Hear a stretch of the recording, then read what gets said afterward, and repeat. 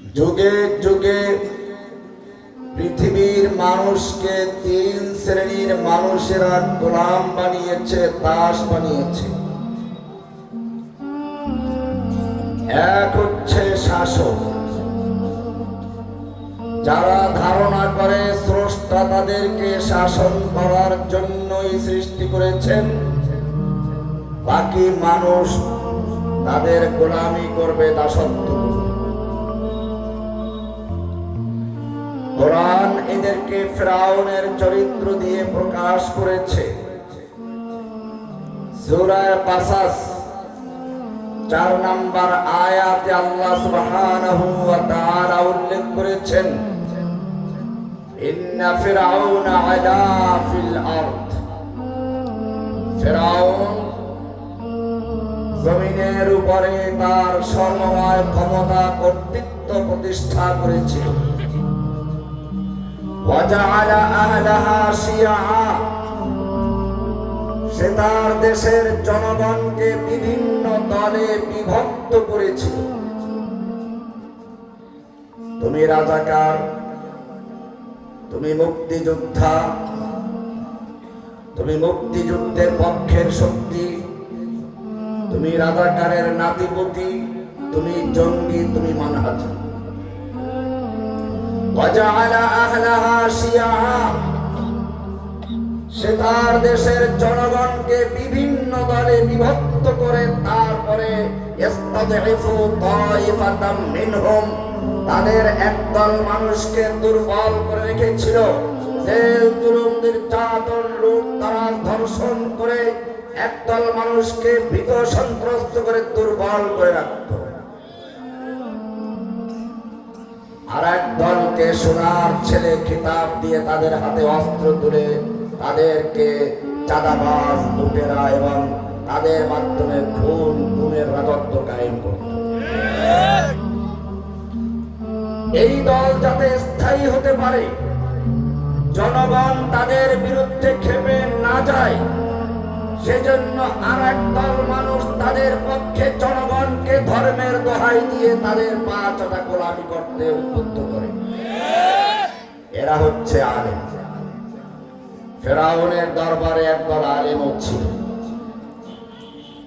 কোরআন বলছে, মুসা আলাইহিস সালাম যখন ফিরআউনকে তাওহীদের দাওয়াত দিচ্ছিলেন, এই আলেমরাই তাকে পথভ্রষ্ট করেছে, গোমরাহ করেছে। তারাই তাকে বলেছিল, আতাযারু মুসা ওয়া কওমাহু লিয়াযারাকা ওয়া আলিহাতাকা, তুমি কি মুসাকে এবং তার জাতিকে এই সুযোগ দিবে তারা তোমাকে এবং তোমার আল্লাহদেরকে বর্জন করবে। লিয়াযারাকা ওয়া আলিহাতাকা, তোমাকে এবং তোমার আল্লাহদেরকে বর্জন করবে। বোঝা গেল জাদুঘরদের বিরোধিতাটা সাময়িকভাবে ছিল না, ধর্মীয় কারণেই ছিল। তোমার আল্লাহদেরকে সে বর্জন করবে। আর এই কারণে যখন সেই দরবারি আলেমদের কাছে মুজিজা পরিষ্কার হয়ে গিয়েছিল, তাদের জাদুগুলো সব যখন খেয়ে ফেলেছিল, সত্য প্রকাশিত হলো, তখন ফিরআউনের জাদুঘররা ফিরআউনের কাছে মাথা নত না করে সত্যের কাছে মাথা নত করেছে। সঙ্গে সঙ্গে তারা ঈমানের তাওহীদের কালেমা উচ্চারণ করেছে। কিন্তু এই যুগের ফিরআউনদের অবস্থা বড় খারাপ। ওই ফিরআউন যখন চুবানো শুরু হলো, সঙ্গে সঙ্গে সেই ঈমান এনেছিল, আল্লাহকে জানিয়ে দিল, আমানতু বিরাব্বিল আলামিন, আমি রব্বুল আলামিনের প্রতি ঈমান এনেছি। আর এই যুগের ফিরআউনরা ধাওয়া খাওয়ার পরে পালিয়ে গিয়ে আল্লাহর কাছে আশ্রয় না নিয়ে মুশরিক কাফেরদের কাছে আশ্রয় নেয়। আর তার দালালরাও সেই একই অবস্থা। ফিরআউনের জাদুঘররা তো তওবা করেছিল, তার দরবারের আলেমরা তওবাও করে নাই। এই দুই শ্রেণীর লোকেরা একে অপরকে সাহায্য করে, যুগে যুগে ছিল। ইংরেজদের সময়ও ছিল, মক্কাতেও ছিল, বাংলাদেশেও তার ব্যতিক্রম নয়। এই দুই শ্রেণীর মানুষ যখন বিপদে পড়ে, তখন তৃতীয় আর একটা দল এগিয়ে আসে। তারা হলো উচ্চ শ্রেণীর ধনীরা, ব্যবসায়ীরা। আপনারা দেখেছেন বিগত জালিম শাহীর শেষ সময় চীন মন্ত্রী সম্মেলন কেন্দ্রে ব্যবসায়ীদের একটা বড় সম্মেলন হয়েছিল। আল্লাহ সুবহানাহু ওয়া তাআলা এই অভিজাতদের কবল থেকে ইসলামকে মুক্ত করার জন্য, এই যারা প্রভুত্ব কায়েম করেছিল তাদের থেকে ইসলামকে মানুষকে মুক্ত করার জন্য ইসলামের কালাম দান করেছেন।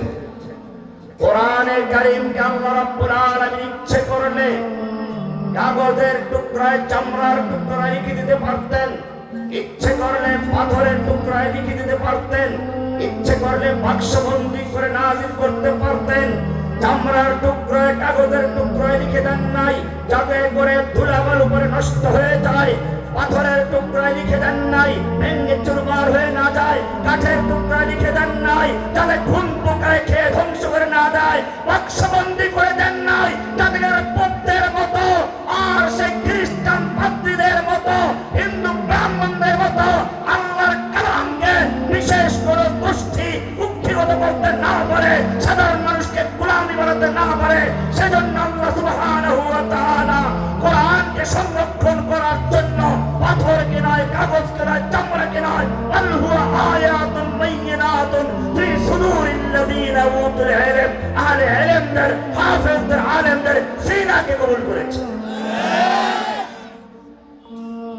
আল হুয়া আয়াতুন বাইয়িনাতুন ফি সুদুরিল্লাযীনা উতুল ইলম, আহলে ইলমদের সিনাকে আল্লাহ রাব্বুল আলামিন কোরআনের সংরক্ষণের জন্য গ্রহণ করেছেন, বাছাই করেছেন। ইলাহুল আলামিন, তোমার কালাম তো অনেক ভারী, তুমি নিজে কি সুন্দর করে বলেছো, লাউ আনজালনা হাযাল কুরআনা আলা জাবালিন লারাআইতাহু খাশিআন মুতাসাদ্দিআন মিন খাশিয়াতিল্লাহ। লাউ আনজালনা হাযাল কুরআন, এই কোরআন যদি আমি নাযিল করতাম আলা জাবালিন, এই মাইকের ইকুগুলো কমাই দাও, এত ইকুদের আওয়াজ বলবে কেমন। লাউ আনজালনা হাযাল কুরআন আলা জাবাল, আমি যদি এই কোরআনকে কোন পাহাড়ের উপরে নাযিল করতাম, আলা জাবালিন নাকেরা না মারিফা। মাদ্রা ছাত্র উত্তর দিও, জাবালুন নাকেরা না মারিফা। নাকেরা, নাকেরা মানে হচ্ছে আইয়ু জিবালিন ফিল আরদ, দুনিয়ার যেই কোন পাহাড়ের উপরে যদি এই কোরআন নাযিল হতো, এমনকি হিমালয় পর্বতের উপরেও যদি নাযিল করা হতো, আল্লাহ তাআলা বলছেন লারাআইতাহু খাশিআন, তুমি অবশ্যই দেখতে পেতে এই কোরআনের ভারে, আল্লাহর ভয়ে পাহাড় ধসে যেত, মাথা নত করে ফেলতো, মুতাসাদ্দিআন টুকরো টুকরো হয়ে যেত, বাতাসে উড়ে যেত। লারাআইতাহু খাশিআন মুতাসাদ্দিআন মিন খাশিয়াতিল্লাহ, এত ভয়া, এত ভারী কোরআন, এত ওজনী কোরআন যে গোটা পাহাড়গুলো উড়ে চূর্ণ বিচূর্ণ হয়ে যেত। প্রশ্ন করবেন, তাহলে সেই কোরআন কিভাবে আমাদের আলেমদের সিনার ভিতরে, হাফেজের কোরআনদের ভিতরে সংরক্ষণ করা হলো? আমি বলতে চাই, রাতের বেলায় সূর্যের আলো যেরকম চাঁদের উপরে পড়ে, এরপরে ঠান্ডা হয়ে পৃথিবীতে আলো ছড়ায়, চাঁদের ঠান্ডা আলো, স্নিগ্ধ আলো, ঠিক তেমনি ভাবে আল্লাহ সুবহানাহু ওয়া তাআলা পবিত্র কোরআনকে সরাসরি আমাদের হাফেজদের সিনায় নাযিল না করে আল্লাহর নবীর কলমে নাযিল করেছেন। নুজ্জিল আলা মুহাম্মদ আলা কলবিকা, আল্লাহর নবী মুহাম্মদ সাল্লাল্লাহু আলাইহি ওয়াসাল্লামের কলমে নাযিল করেছেন, সেখানে নাযিল করে ঠান্ডা করে, এরপরে সেই ঠান্ডা কোরআনকে কিয়ামত পর্যন্ত আমি আলা হাফেজ কোরআনদের সিনার মধ্যে সংরক্ষণ করেছেন। ইলাহুল আলামিন, তোমার নবীর সিনা কি করে এই কোরআনকে বহন করতে সক্ষম হলো? যেই কোরআন দুনিয়ার কোন পাহাড় বহন করতে সক্ষম নয়। যেই কোরআন যদি হিমালয় পর্বতের উপরে নাযিল করা হতো, লারাআইতাহু খাশিআন মুতাসাদ্দিআন মিন খাশিয়াতিল্লাহ, এই ভারী কোরআন নবী মুহাম্মাদের কলবে কি করে তুমি নাযিল করলে, কি করে বহন করলো? আল্লাহ রাব্বুল আলামিন বলছেন, আলাম নাশরাহ লাকা সাদরাক ওয়া ওয়াদা'না আনকা ওয়িজরাক। আমি আমার এই ভারী কোরআনকে মুহাম্মাদের প্রতি নাযিল করার জন্য আলাম নাশরাহ লাকা সাদরাক, তার সিনাকে আমি প্রশস্ত করেছি, উন্মুক্ত করেছি, সারা করে দিয়েছি। ওয়া ওয়াদা'না আনকা ওয়িজরাক, তার অন্তরে থেকে সিনার থেকে সমস্ত দুর্বলতা, সমস্ত মানবিক সমস্যাগুলো দূর করে, পরিষ্কার করে, শক্তিশালী করে, হিমালয় পর্বতের চেয়েও ভারী করে, শক্তিশালী করে।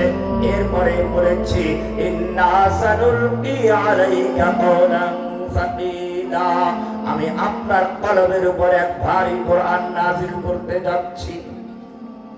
ভারী কোরআন। এই কোরআন আল্লাহ সুবহানাহু ওয়া তাআলা নাযিল করেছেন কেন? সংস্কারের জন্য। বিভিন্ন কমিশন তৈরি করা হচ্ছে সংস্কারের জন্য। হ্যাঁ না ভোটের আয়োজন করা হচ্ছে সংস্কারের জন্য। আল্লাহ সুবহানাহু ওয়া তাআলা এই জুলুম, নির্যাতন, অন্ধকারে যখন পৃথিবী অন্ধকার হয়ে গিয়েছিল, খুন, গুম, লুণ্ঠন, চাঁদাবাজিতে ভরে গিয়েছিল, সেই সময় পৃথিবীকে সংস্কার করার জন্য, অন্ধকার থেকে আলোর দিকে বের করে আনার জন্য কোরআন বলছে, লিতুখরিজান নাসা মিনাজ যুলুমাতি ইলান নূর, মানুষকে অন্ধকার থেকে আলোর পথে বের করে আনার জন্য এই কোরআন নাযিল করা হয়েছিল। ওমর রাদিয়াল্লাহু তাআলা আনহু বলেছেন, নাহনু কওমুন আ'আজ্জানা আল্লাহু বিল ইসলাম, আমরা এমন এক জাতি যাদেরকে পৃথিবীর বুকে আল্লাহ রাব্বুল আলামিন সম্মানিত করেছেন, মাথা উঁচু করে দাঁড়াতে শিখিয়েছেন।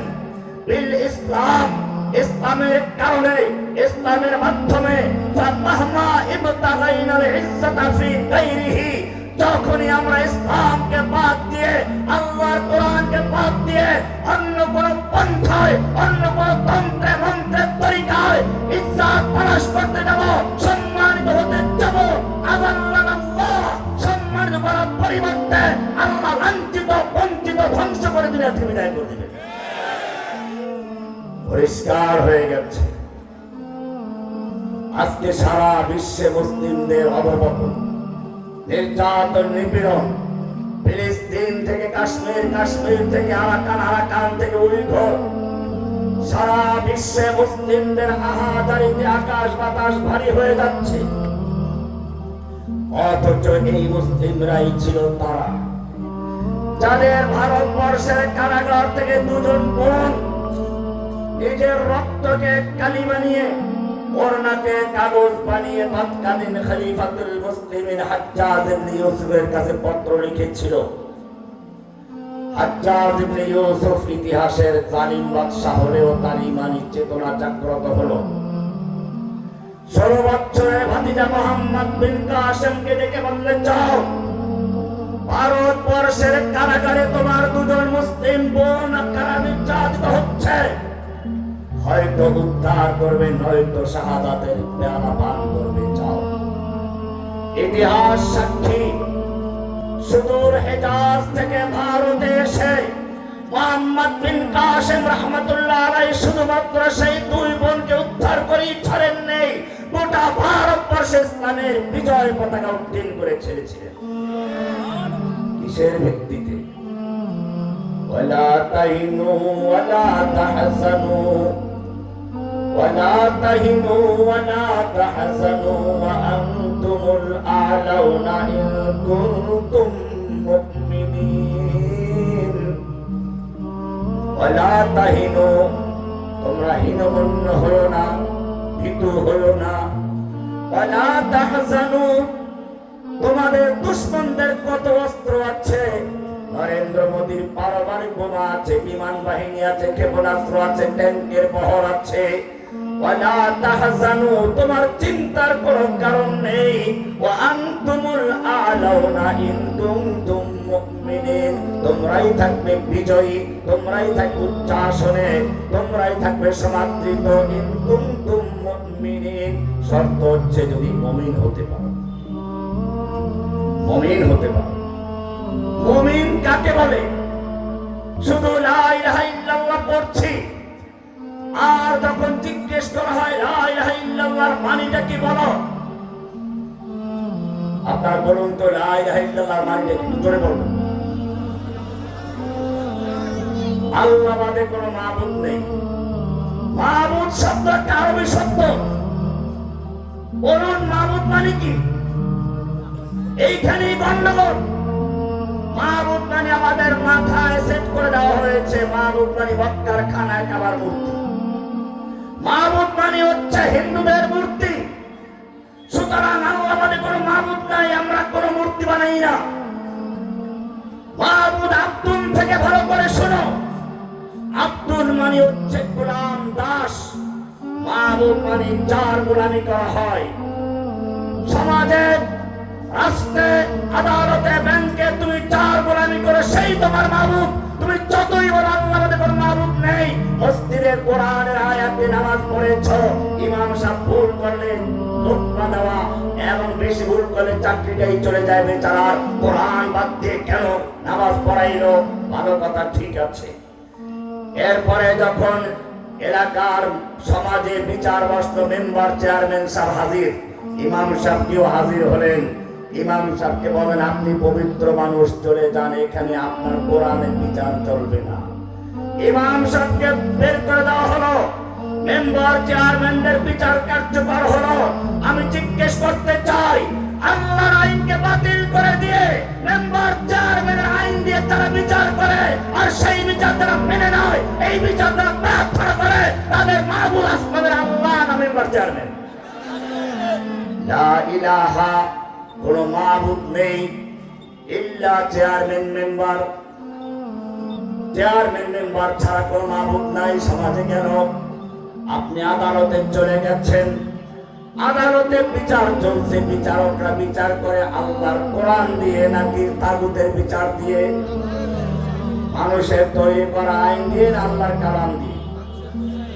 তাহলে আদালতে যারা আল্লাহর বিধানকে বাতিল করে দিয়ে মানুষের আইনকে বিচার করে, তারা তোমার মাবুদ। সেই বিচার যারা প্রার্থনা করে, তারা ওদেরকে মাবুদ মেনে নিয়েছে। ওই বিচারের কাছে যারা যায়, তারা ওদেরকে মাবুদ মেনেই তারপরে বিচার করছে। লা ইলাহার মানে হলো তাহলে লা ইলাহা, কোনো মাবুদ নাই, তার হুকুম মানি না, ইল্লা আল কুদাত আল হুকাম, বিচারকরা ছাড়া আমার আর কোনো মাবুদ নাই। আদালতে তোমার মাবুদ কারা? সব জায়গায় মূর্তি না। সংসদে চলে গেছে, সেখানে বিচার আইন তৈরি হচ্ছে। আমি এ কথা বলি না আইন তৈরি করা জায়েজ নেই, আইন তৈরি করা জায়েজ আছে। আল্লাহর আইনকে বহাল রেখে আল্লাহর আইনের কোন ব্যাখ্যার প্রয়োজন দিতে পারো, অথবা আল্লাহর আইনের সাথে সাংঘর্ষিক নয়। কারেন্টের বিল কি হবে, রাস্তার বিল কি হবে, সেই আইন তৈরি করতে সমস্যা নেই, পরিষ্কার জেনে রাখো। কিন্তু আল্লাহর আইনকে বাতিল করে দিয়ে যদি কোন ব্যক্তি আল্লাহর আইন জুড়ে চলে না, আল্লাহর আইনকে বাতিল করে দিয়ে বিকল্প আইন তৈরি করে, সে ব্যক্তি তোমার বাতিল মাবুদ, সে ব্যক্তি তোমার বাতিল মাবুদ হয়ে বসে আছে। লা ইলাহা ইল্লাল্লাহ, লা ইলাহা, লা ইলাহা ইল্লাল এমপি ওয়াল মেম্বার। হুকুম চলে কার? মনে রাখতে হবে, কোরআন পরিষ্কার করে দিয়েছে। সূরা নিসার 59 নম্বর আয়াত পড়ো। আলাম তারা ইলাল্লাযীনা ইয়াজউমুনা আন্নাহুম আমানু বিমা উনজিলা ইলাইকা ওয়া মা উনজিলা মিন ক্বাবলিক। হে নবী, আপনি কোন সমস্ত লোকদেরকে দেখেননি ইয়াজুমুনা যারা দাবি করে জাম করে আন্নাহুম আমানু বিমা উনজিলা ইলাইকা ওয়া মা উনজিলা মিন ক্বাবলিক, তারা ঈমান এনেছে আপনার প্রতি নাযিলকৃত কিতাবের উপরে, আমা উনজিলা মিন ক্বাবলিকা আপনার পূর্বে যত কিতাব নাযিল হয়েছে সব কিতাবের ঈমান এনেছে এই দাবি করে, কিন্তু বিচার ফয়সালার বিষয় আসলে ইউরিদুনা আইয়াতাহাকামু ইলা তাগুত, তারা আল্লাহর কোরআনের আইন মানতে রাজি না। মানুষ মরলে পরে কোরআন খতম করতে রাজি, ইমাম সাহেব সুন্দর সুর দিয়ে পড়লে সমস্যা নেই, কিন্তু বিচার ফয়সালার ক্ষেত্রে ইউরিদুনা আইয়াতাহাকামু ইলা তাগুত ওয়া ক্বাদ উমিরু আইয়াকফুরু বিহি, তাদেরকে বলা হয়েছিল তাগুতকে কুফর করতে। কি করতে? কুফর করতে। কুফর করা ফরজ। আমি একটু পরে আসতেছি কি বলছি। কুফর করা কি বলেছি? কুফর করা কি বলেছি? ধরে দিতে হবে না? ধরে দিবেন পরে, অপেক্ষা থাকে। কুফর করা ফরজ, কোরআনে স্পষ্ট আয়াত আছে। এখানেও আল্লাহ বলেছেন ওয়াকাদ উমিরু আইয়াকফুরু বিহি, অথচ তাদেরকে আদেশ করা হয়েছিল তাগুতকে কুফর করতে, প্রত্যাখ্যান করে, অস্বীকার করতে, বর্জন করতে। সূরা নিসা 59 নম্বর আয়াত।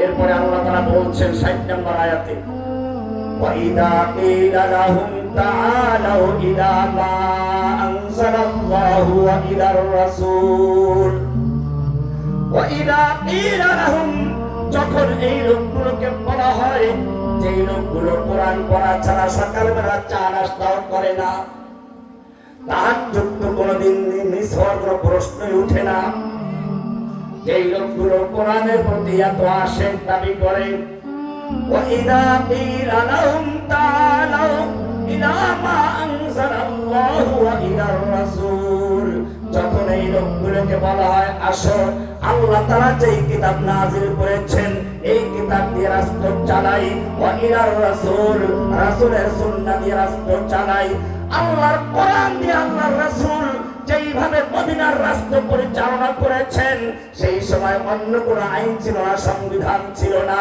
যেই কোরআন দিয়ে আবু বকর রাদিয়াল্লাহু তাআলা আনহু শাসন করেছেন, যেই কোরআন দিয়ে ওমর রাদিয়াল্লাহু তাআলা আনহু অর্ধজাহান শাসন করেছেন, আসো সেই কিতাব দিয়ে শাসন করি।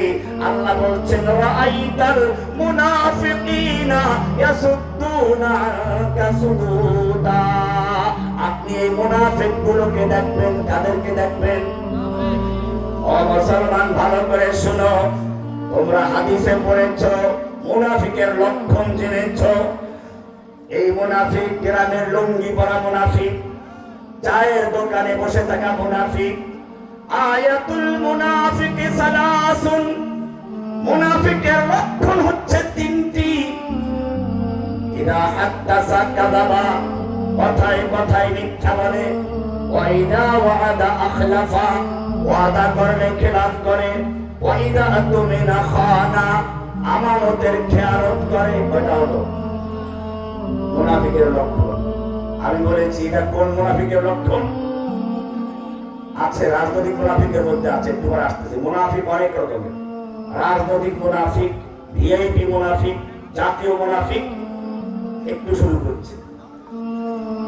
কোরআন পরিষ্কার বলে দিয়েছে,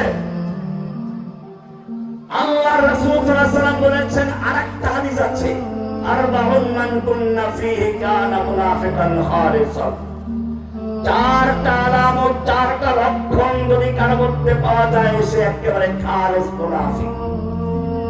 আগের তিনটা আছে, ওর সাথে একটা যুক্ত হয়েছে। ওয়াইদা খাসামা ফাজারা, তর্ক লাগলে, ঝগড়া লাগলে সে অশ্লীল গালিগালাজ শুরু করে দেয়। কিন্তু এই মুনাফিককে আমি বলি এটা হচ্ছে গরিবের মুনাফিক, গ্রামের মুনাফিক, লুঙ্গি পরা মুনাফিক। এই মুনাফিকের লক্ষণ পাওয়া গেলে মুনাফিক হওয়া জরুরি নয়। আলামতের জন্য সে আলামত জরুরি নয়, এটা উসুল। আলামত के लिए भी আলামত জরুরি नहीं है। উদাহরণস্বরূপ এই হুজুরের শালা থাকে সৌদি আরবে, 10 বছর সালা আসে না। ইতিমধ্যে ওনার একটা বাচ্চার বয়স হয়ে গেছে 9 বছর। বাপের সালা নিজের মামাকে কখনো দেখে নাই। আজকে এয়ারপোর্ট যাচ্ছে বাবার হাত ধরে আর জিজ্ঞেস করছে, আব্বু তোমার সালা দেখতে কেমন? হুজুর বললেন, তোর বাপের সালা দেখতে কালা। তোর বাপের সালা দেখতে কালা। এখন ওই বাচ্চা এয়ারপোর্ট থেকে চাকি দেখে কালা, দৌড় দিয়ে হাত দিয়ে বলে, তুই আমার বাপের সালা, তুই যে কালা। এটা হবে? কেন হবে না? আলামত তো পাওয়া গেছে। আলামত পাওয়া গেলে আলামত জরুরি নয়। ওর বাপের সাদা হইতে হলে কালা হইতে হবে, কালা হইনি সাদা জরুরি নয়। কিয়ামতের অনেক আলামত পাওয়া যায়। তাই বলে একজনে দাবি করলে আলামত পাওয়া গেছে, ল্যাংড়া ইমাম মাহমুদ দাবি করে বসেছে, ইমাম মাহাদি দাবি করে বসেছে। এই জন্য মনে রাখতে হবে আলামত ভিন্ন জিনিস। কিন্তু আমি যেই মুনাফিক সম্পর্কে বলছি তা ওই মুনাফিক না।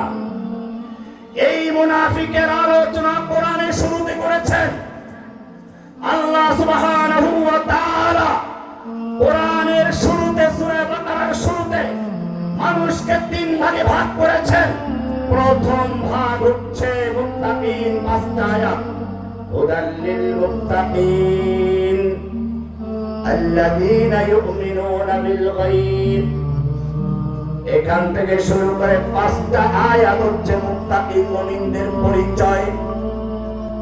এরপরে 2টা আয়াত কাফেরদের পরিচয়। ইন্নাল্লাযীনা কাফারু সাওয়াউন আলাইহিম আআনযারতাহুম আম লাম তুনযিরহুম লা ইউমিনুন। মুনাফিকদের পরিচয় 2টা আয়াত, মাত্র 2টা আয়াত। এরপরে 8 নম্বর আয়াত থেকে তৃতীয় আরেক প্রকার মানুষের আলোচনা শুরু হয়েছে। এরা না মুত্তাকিন না কাফের। কোরআন বলছে কি সুন্দর আলোচনা সূচনা করেছেন। অমিনান নাস মান ইয়াকুলু আমান্না বিল্লাহি ওয়া বিল ইয়াউমিল আখির ওয়া মা হুম বিমুমিনিন। মানুষের মধ্যে আরেকটা দল মানুষ আছে, তৃতীয় আরেক প্রকার মানুষ আছে। মাইয়াকুলু আমান্না বিল্লাহি, যারা মুখে বলে আমরা আল্লাহর প্রতি ঈমান এনেছি, ওয়া বিল ইয়াউমিল আখিরে, পরকালে বিশ্বাস করি। আল্লাহ বলছেন ওয়া মা হুম বিমুমিনিন। খবরদার এই লোকগুলো মুমিন নয়। এরা কারা? এরাই মুনাফিক। এরাই কি? মুনাফিকের মানে হচ্ছে নাফাকুন থেকে। নাফাকুন মানে হচ্ছে যারা হজে গেছেন, পাহাড় দাঁড়িয়ে আছে, নিচে দিয়ে রাস্তা চলে গেছে, সুরঙ্গ রাস্তা টানে। চট্টগ্রামে যারা গেছেন দেখেছেন উপরে নদী, নিচে দিয়ে রাস্তা চলে গেছে। যেই গর্তের 2টা মুখ থাকে বলে নাফাক, একটা দিয়ে ঢুকে আর একটা বের হয়ে যায়। ঠিক তেমনি ভাবে যারা বাংলাদেশে স্কুল কলেজের ছাত্রদেরকে মাঠে নামিয়ে তাদেরকে সন্ত্রাসী বানায় আর নিজের ছেলেকে বিদেশে পড়ায়, আর ওই স্কুল কলেজের ছাত্রগুলো সারা জীবন নেতৃত্ব লাভ করবে, এক সময় আশায় বুক বেঁধে সেই নেতার গোলামি করে, পা চাটা গোলামি করে, চামচামি করে। কিন্তু তার ছেলে তো বিদেশে পড়ে। এরপরে যখন বিদেশ থেকে ছেলে এসে বসে যায়, তখন ওই লোকগুলোকে নেতা না বলে নিজের ছেলেকে নেতা বানিয়ে দেয়, চামচাই রয়ে যায়। এই লোকগুলোর 2টা গর্ত আছে। একটা হচ্ছে বাংলাদেশের টাকা পয়সা চুরি করে, ছিনতাই করে বিদেশে বেগম পাড়া বানিয়ে রাখে, বাড়ি তৈরি করে রেখে, আর এদেশে ভোটে নির্বাচন করে। যদি পালাবার প্রয়োজন হয়, পালাবার জন্য বিকল্প রাস্তা তারা তৈরি করে গেছে। মুনাফিক, ভিআইপি মুনাফিক। কোরআন বলছে অমিনান নাস মান ইয়াকুলু আমান্না বিল্লাহি ওয়া বিল ইয়াউমিল আখির ওয়া মা হুম বিমুমিনিন। এখান থেকে 13টা আয়াত। কয়টা আয়াত?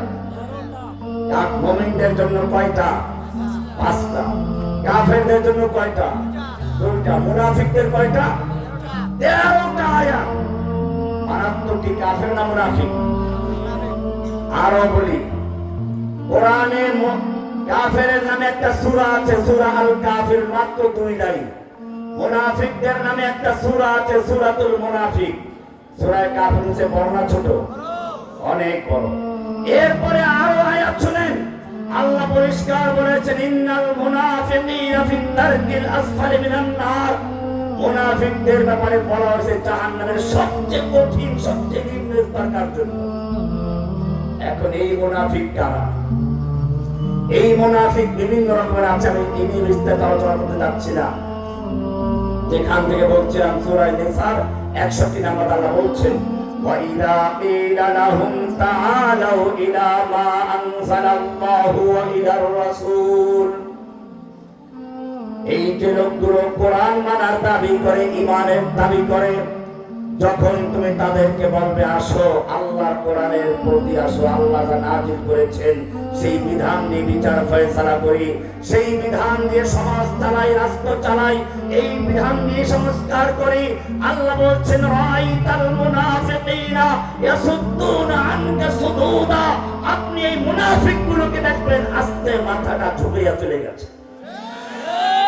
নির্বাচন আসতে এই লোকগুলো মাথায় টুপি দেয়, মেয়েরও ঘরে হিজাব পরে, আবার এই লোকগুলোই কয়েকদিন পর বলবে শরীয়ত মানি না।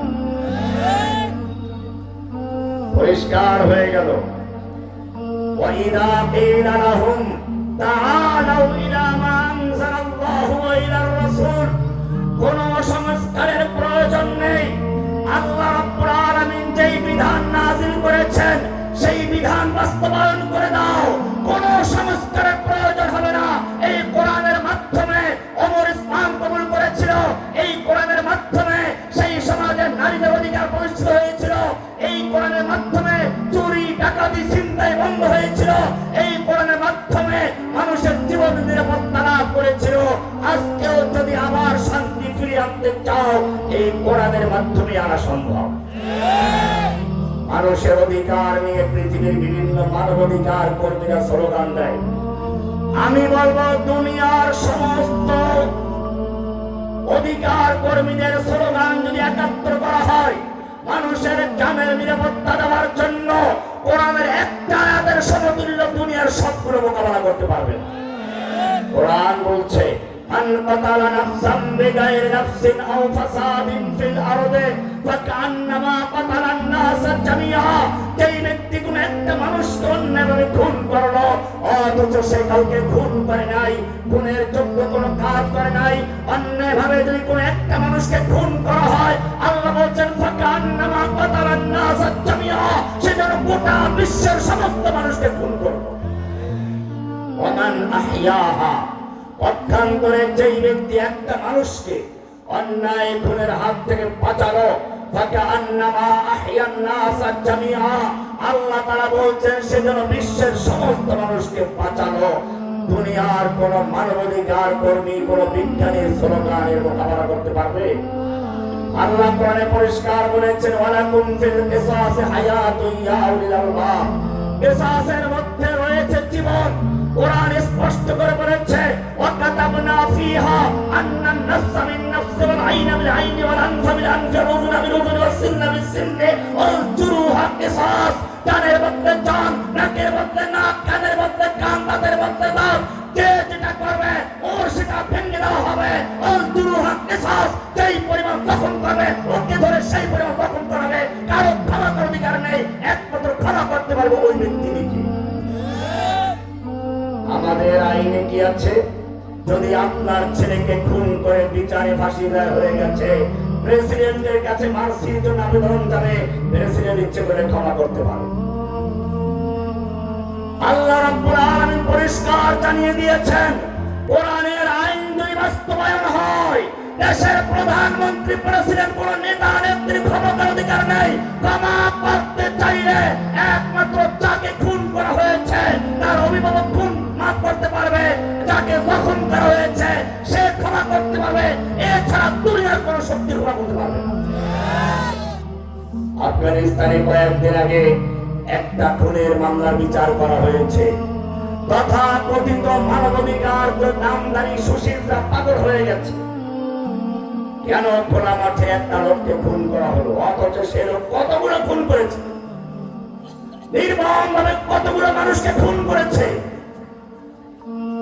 বিচার ওপেন খোলা মাঠে হয়েছে, যাতে করে ইনসাফ প্রতিষ্ঠিত হয়। বাংলার জমিনেও যদি কোরআনের আদালত কায়েম হয়, তাহলে খুনিদেরকে জনসমক্ষে আনা হবে, তরোয়ার দিয়ে দ্বিখণ্ডিত করে রাস্তা উড়িয়ে দেওয়া হবে।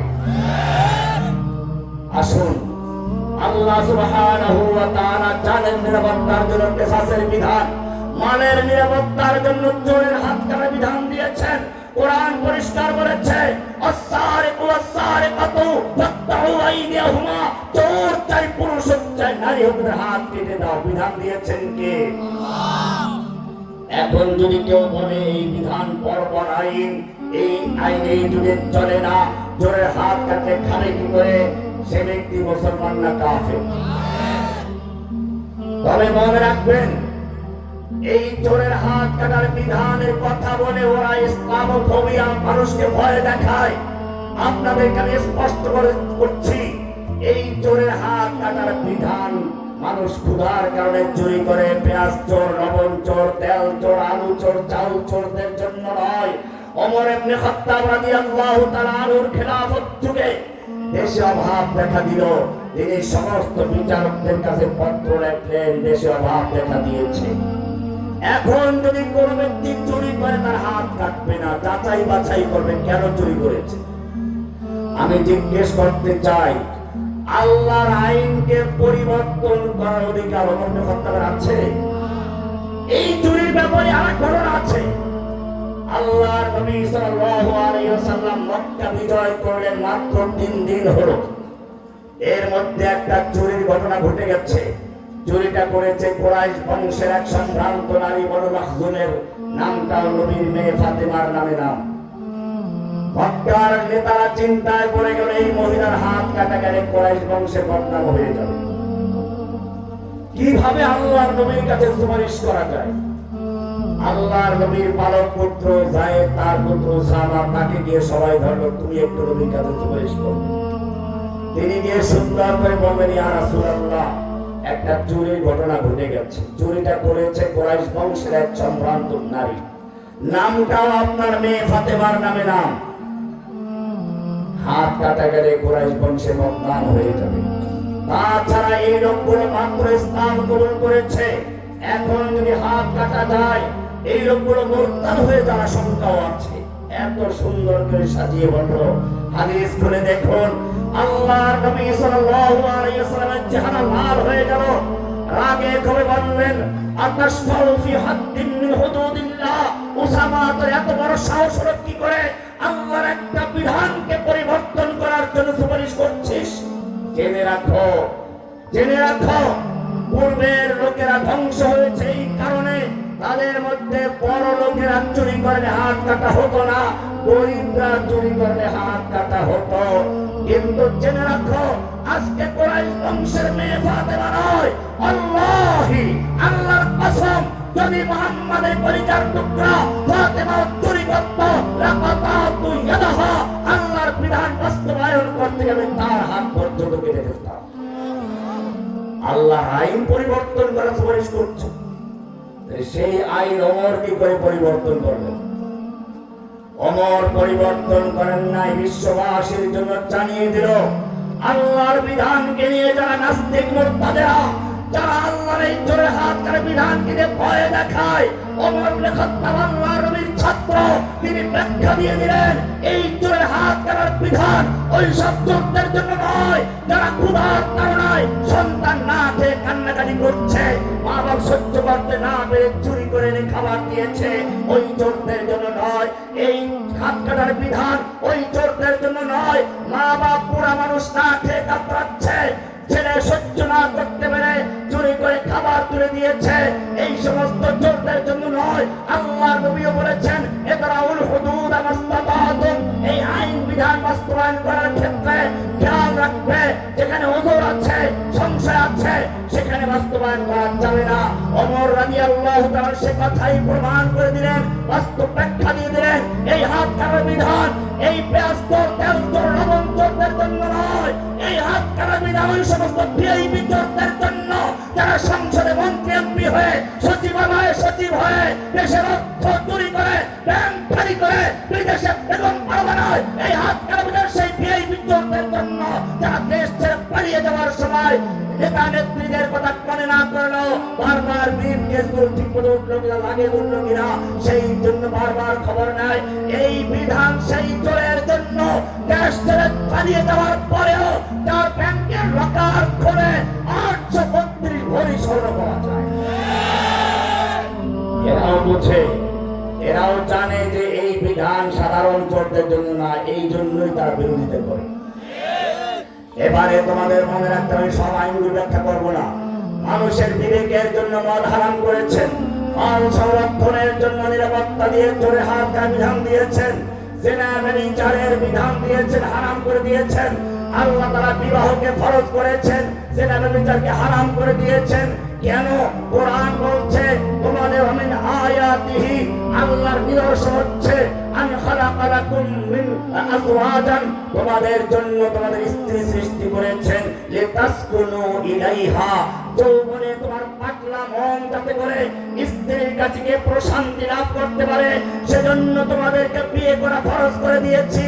এরপরে যখন বুড়ো বুড়ি হয়ে যাবে, ওই পশ্চিমাদের মতো যেই কয়দিন সুন্দরী আছে, যে কয়দিন চামড়া শক্ত আছে, টাইট আছে, ওই কয়দিন ভালো লাগে, বুড়ি হয়ে গেলে গলার ছোলার মতো ফেলে দেয়, এরকম যাতে না হয় আল্লাহ রাব্বুল আলামিন বলছেন, সেজন্য বুড়ো বুড়ির মধ্যে যৌবনের ভালোবাসাকে রূপান্তর করে, পরিবর্তন করে, ওয়াজাআলা বাইনাকুম মাওয়াদ্দাতাও ওয়া রাহমা, সেই যৌবনের ভালোবাসাকে করুণা এবং দয়া মায়া দিয়ে রূপান্তর করে পরিবর্তন করে দিই। যার ফলে বুড়ো বুড়ি বুড়ো হয়ে যায়, সন্তান ফেলে দিলেও মা সেই বুড়া বুড়ি স্বামী স্ত্রী একে অপরকে ছেড়ে যায়। বিবাহ বন্ধন ফরজ করে তারপরে আল্লাহ বলেছেন, এই নসিহত যাদের কাজে না রাখবে তাদের জন্য বিধান হচ্ছে আয-যানিয়াতু ওয়াজ-যানি ফাজলিদু কুল্লা ওয়াহিদিন মিনহুম মিয়াতা জালদা, অবিবাহিত হলে 100 দণ্ডে মারো, জনসমক্ষে আনো, বিবাহিত বলে হাঁটু পর্যন্ত কে চতুর্দিকে পাথর ছুঁড়ে ওদের রক্ত মাংস হাড্ডি বাতাস উড়িয়ে দাও। কে বলেছে? আল্লাহর বিধানকে যদি কোনো ব্যক্তি অমান্য করে মুমিন থাকবে। এবারে কোরআনে আয়াত শুনুন, সূরা নিসা 65 নম্বর আল্লাহ বলছেন, ফালা ওয়া রাব্বিকা লা ইউমিনুন, ফালা ওয়া রাব্বিকা লা ইউমিনুন হাত্তা ইউহাক্কিমুকা ফীমা শাজারা বাইনাহুম, খবরদার ওরা যতই মুমিন দাবি করুক, ততক্ষণ পর্যন্ত বিচার ফয়সালার ক্ষেত্রে, শাসনের ক্ষেত্রে কোরআনের আইনকে না মানবে, ফালা ওয়া রাব্বিকা লা ইউমিনুন, আপনার রবের কসম তারা মুমিন হতেই পারে না, হাত্তা ইউহাক্কিমুকা ফীমা শাজারা বাইনাহুম, তাদের পারস্পরিক মামলা মোকদ্দমার ক্ষেত্রে, বিবাদের ক্ষেত্রে, ঝগড়া বিবাদের ক্ষেত্রে আপনার আদালতে বিচার ফয়সালা না নিয়ে আসবে, সুম্মা লা ইয়াজিদু ফী আনফুসিহিম হারাজাম মিম্মা কাদাইতা, এরপরে আপনি যেই সিদ্ধান্ত দিবেন, কোরআন যেই শাসন দিবে, বিচার ফয়সালা দিবে, এই ব্যাপারে তাদের মনের মধ্যে কোনো সংশয় থাকতে পারবে না, কোনো খুঁতখুঁতি থাকতে পারবে না। হারাজাম মিম্মা কাদাইতা ওয়া ইউসাল্লিমু তাসলিমা, সম্পূর্ণ রূপে আল্লাহর বিধানকে মেনে না নেওয়া পর্যন্ত মুমিন হতে। কে বলেছেন? আমাদের দেশে আইন মানে কতটুকু জানেন? সচিবালয়ে 4 জন সচিব, 3 জন মন্ত্রী বসছে নাস্তা দুপুরে খাওয়ার জন্য। মুসলমানও আছে, হিন্দু আছে, খ্রিস্টানও আছে। মুসলমানের ঘরের থেকে গোশত আসছে, গরুর গোশত পুরা, হিন্দুকে দিল যে না এটা আমার ধর্মে নিষেধ। হিন্দুর ঘর থেকে এসেছে ভুনা করা শুকরের মাংস, মুসলমানকে দিল খাও যে না আমার ধর্মে নিষেধ। ধর্মীয় কারণেই কিন্তু খাচ্ছে না, ধর্ম মেনে চলছে। কোন মুসলমান শুকরের মাংস খায়? কোন হিন্দু গরু খায় নাকি? হিন্দু যারা, হিন্দুরা খায় না, ওরা নাস্তিক। হিন্দু ধর্ম না, আমাদের আমার কাছেই ছিল একটা, সে গরু খাইত, নাম বলে চিনবেন। তাহলে এখন আসুন, হিন্দু ব্যক্তি গরু খাইল না ধর্মীয় কারণে, মুসলমান শুকরের মাংস খাইল না ধর্মীয় কারণে, ধর্মে হারাম। এরপরে 1 লাখ টাকা ঘুষের টাকা আসলো, তখন হিন্দু আর মুসলমান ভাগ করে করে সমানভাবে খায়।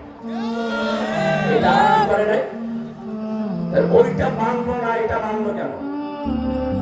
যে আল্লাহ রাব্বুল আলামিন তোমার জন্য শুকরের মাংস হারাম করেছেন, সে আল্লাহ রাব্বুল আলামিন বলেছেন ওয়া হাল্লাল্লাহুল বাইয়া ওয়া হারামার রিবা, আল্লাহ ব্যবসাকে হালাল করেছেন, সুদকে করেছেন হারাম।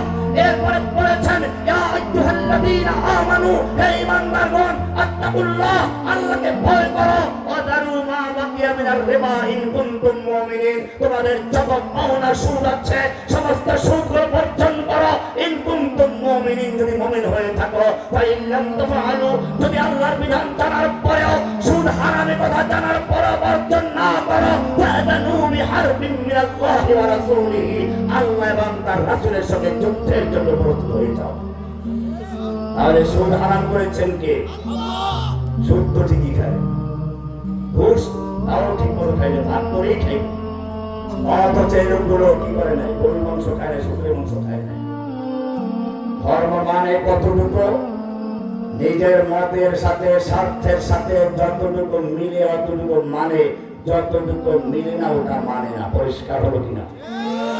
তার মানে হচ্ছে আমাদের সমাজের মুসলিমদের অবস্থা হবে আল্লাহর বিধান যতটুকু নিজের মতের সাথে, নিজের স্বার্থের সাথে মিলে অতটুকু মানে, যেটা স্বার্থের সাথে মিলে না, মতের সাথে মিলে না, অতটুকু মানে না। এই কারণে আল্লাহ বলেছেন উদখুলু ফিস সিলমি কাফা, ইসলামে পরিপূর্ণ প্রবেশ করো।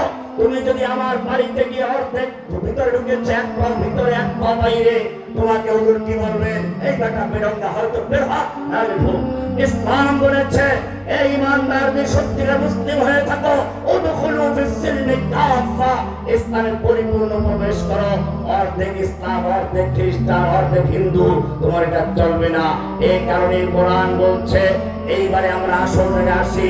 তোমার লা ইলাহার মানে হচ্ছে প্রথমে লা ইলাহা, কোন ইলাহা নেই, কোন মাবুদ নেই, কারো আনুগত্য চলবে না। মেম্বার থেকে শুরু করে আদালতের বিচারক, আদালতের বিচার থেকে শুরু করে সংসদ পর্যন্ত লা ইলাহা বলে সব কিছু উৎখাত করো।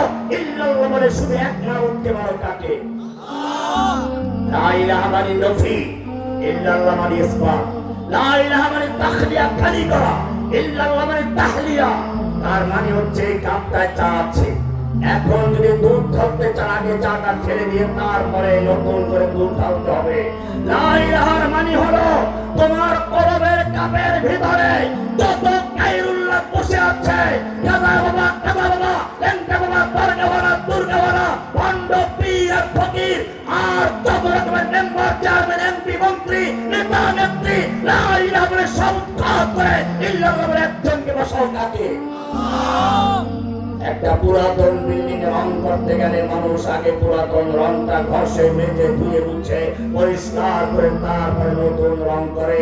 ঠিক তেমনি ভাবে লা ইলাহার মানে হচ্ছে তোমার অন্তরের দেয়ালের ভিতরে যত গায়রুল্লাহ বসে আছে, মেম্বার রূপ ধারণ করে, চেয়ারম্যান রূপ ধারণ করে, ব্যাংকের অফিসার ধারণ করে, বিচারকের আদালতের বিচারক হয়ে, আর সংসদে মন্ত্রী, এমপি হয়ে তোমার কলবের ভিতরে যত তাগুত বসে আছে, আল্লাহ বলছে লা ইলাহা বলে সবগুলোকে ধুয়ে মুছে পরিষ্কার করে ইল্লাল্লাহ বলে একজনকে বসাও। কাকে? এবারে আসুন আসল জায়গায়, যেটা বলেছিলাম কুফর করা ফরজ, এবারে কোরআন থেকে নেন। লা ইলাহার মানে হচ্ছে কুফর করা, ইল্লাল্লাহর মানে হচ্ছে ঈমান আনা। পবিত্র কোরআনের সূরা বাকারা 256 নম্বর আয়াত পড়ুন, ফামান ইয়াকফুর বিত-তাগুত, ফামান ইয়াকফুর বিতাসকিনির রা, মাদ্রাসার ছাত্র ভালো করে বুঝো, রা সাকিন শর্তের জন্য। তার মানে হচ্ছে আল্লাহর উপর ঈমান আনার আগে তোমাকে কাজ করতে হবে, আগে বর্জন। ফামান ইয়াকফুর বিত-তাগুত, লা ইলাহা বলে সব তাগুতকে প্রত্যাখ্যান করো, বর্জন করো, কুফর করো। এরপরে খালি করে ইল্লাল্লাহ বলে ঈমান বিল্লাহ করো। কয়টা হলো? কয়টা কাজ? আবার খেয়াল করেন, আপনি যদি একটা শক্ত ডাল ধরে ঝুলতে চান, ডালটা আগে শক্ত হতে হবে, রশিটা মজবুত হতে হবে, তারপরে ঝুলতে চান, এক হাতে ধরে ঝুলতে পারবেন? কয় হাতে ধরতে হবে? এইবারে শুনুন, কোরআন ভালো করে বুঝুন। আল্লাহ বলছেন فمن يكفر بالطاغوت فمن يكفر بالطاغوت ويؤمن بالله, যেই ব্যক্তি লা ইলাহা বলে কুফর বিত্তাগুত করলো, কি করলো? কুফর বিত্তাগুত। লা ইলাহা মানে কি? কুফর বিত্তাগুত। ওয়া ইউমিন বিল্লাহি, ইল্লাল্লাহ মানে ঈমান বিল্লাহ করলো। কয়টা হলো? দুইটা। কুফর বিত্তাগুত, ঈমান বিল্লাহ, জোরে বলেন কয়টা? দুইটা। এক নাম্বার কি? এত আস্তে কেন? জোরে বলতে বলেন না। আমি তো জেনেছিলাম সেই এক যুগ পর্যন্ত, তারপর তো দুর্বল হইলে। আপনারা এত দুর্বল হইলেন কি জন্য? ইসলাম কায়েম করে এত সময় আসতেছে কি করে? এই দুর্বল মোমেন দিয়ে ইসলাম কায়েম হবে না। সামনে আসে দুইটা শর্ত। কয় শর্ত? এক নাম্বার শর্ত কুফর বিত্তাগুত, বলুন। দুই নাম্বার শর্ত কি? কুফর বিত্তাগুত, ঈমান বিল্লাহ। কয়টা হলো? যারা এই দুই শর্ত পূরণ করে, আল্লাহ বলছেন ফাকাদ ইসতামসাকা, মাসাকা বলেন নাই, ফাকাদ ইসতামসাকা, শক্তভাবে ধরেছে, মজবুত করে ধরেছে। কি ধরেছে? কোন আত্মশী নয়, রশি দুর্বল রশি নয়। আল্লাহ বলছেন আমেরিকা না রাশিয়া নয়, ফাকাদ ইসতামসাকা বিল উরওয়াতিল উসকা, সে মজবুত রশি ধরেছে, মজবুত হাতল ধরেছে, আল্লাহর রজ্জু ধারণ করেছে। লানফিসামা লাহা, দুনিয়ার কোন শক্তি নাই তাকে বিচ্ছিন্ন করতে পারে, দুনিয়ার কোন শক্তি নাই তাকে পরাজিত করতে পারে, কারণ তার সকলকার সাথে। এটার ব্যাখ্যা লাগবে, তাই না? আল্লাহর রজ্জুতে বলেছি, ব্যাখ্যা লাগবে। শোনেন, কোরআন থেকে আছে। আলাম তারা কাইফা দারাবাল্লাহু মাসালান কালিমাতান তাইয়্যিবাতান কাশাজারাতিন তাইয়্যিবা। আলাম তারা, এই তোর চোখ নাই, দেখিস না? কি বলছেন? আলাম তারা। আমার এক উস্তাদ এখন জীবিত আছেন, মাওলানা হেফজুর রহমান সাহেব, জামিয়া রহমানিয়া মনসুর সাহেব হুজুরেরটাই আছে এখনো, মোহতামিম সাহেব হিসেবে, মুমিনপুর হুজুর নামে পরিচিত। উনি এটার তর্জমা করতেন, আলাম তারা কে আঁখে দেখতে নেই, চোখে দেখো না? আলাম তারা কে চশমা নেই है? আলাম তারা তুই চোখে দেখিস না? কাইফা দারাবাল্লাহু মাসালান, দারাবা ইয়াদুরু মানে কি? এই মানুষ দারাবা তো কি? মারা, আঘাত করা। দারাবাল্লাহু মাসালান, কিসের আঘাত? দারাবাল্লাহু মাসালান, আল্লাহ তাআলা মিসালের আঘাত করেছেন, উপমার আঘাত। কিসের আঘাত? আলাম তারা কাইফা দারাবাল্লাহু মাসালান। ও যুবক, তুমি কি লক্ষ্য করছো না? আলাম তারা, তুই কি দেখিস না? কাইফা দারাবাল্লাহু মাসালান, আল্লাহ কি সুন্দর করে একটা উপমা দিয়ে আঘাত করেছেন, তোর কলিজার মধ্যে আঘাত করছে। ভালো করে বুঝে রাখ।